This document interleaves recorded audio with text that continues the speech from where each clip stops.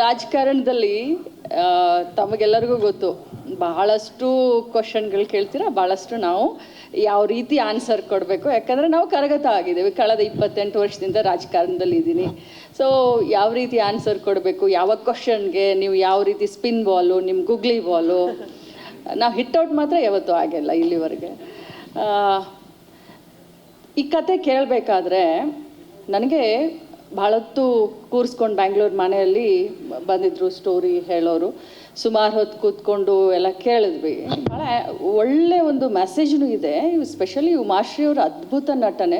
ಉಮಾಶ್ರೀಯವರ ಪಾತ್ರ ಭಾಳ ಚೆನ್ನಾಗಿದೆ, ಎಲ್ಲರ ಪಾತ್ರ ಕೂಡ ತುಂಬ ಚೆನ್ನಾಗಿದೆ. ಇಮೋಷ್ನಲ್, ಲೈಕ್ ಧನಂಜಯ್ ಅವರ ಆಗಿರ್ಬೋದು, ಹೀರೋಯಿನ್ ಆಗಿರ್ಬೋದು, ಕತೆ ತುಂಬ ಚೆನ್ನಾಗಿದೆ. ನನಗಂತೂ ತುಂಬ ಇಷ್ಟ ಆಯಿತು. ನಾನು ಯಾಕಂದರೆ ಭಾಳ ರೇರು, ಭಾಳ ದಿನದ ಮೇಲೆ ಮೊನ್ನೆ ಒಂದು ಹಿಂದಿ ಸಿನಿಮಾ ದುರಂಧರ್ ಫ್ಯಾಮ್ಲಿ ಎಲ್ಲರೂ ಕರ್ಕೊಂಡು, ಚಂದ್ರರಾಜ್ನೇ ತುಂಬ ಹಿಂಸೆ ಮಾಡಿ ಕರ್ಕೊಂಡು ಹೋಗಿದ್ದ. ಅದಕ್ಕಿಂತ ಮುಂಚೆ ಒಂದು ಗಣೇಶ್ ಅವ್ರದ್ದು ಒಂದು ಫಿಲ್ಮ್ ನೋಡಿದ್ದೆ. ಸೊ ಭಾಳ ವರ್ಷಗಳ ನಂತರ ಕತೆ ಹೊಸತನ ಇದೆ, ಒಂದು ಮೆಸೇಜ್ ಇದೆ, ಫ್ಯಾಮ್ಲಿ ಎಂಟರ್ಟೈನ್ಮೆಂಟು. ನನಗಿಷ್ಟ ಆಯಿತು, ನಾನು ಒಪ್ಕೊಂಡೆ.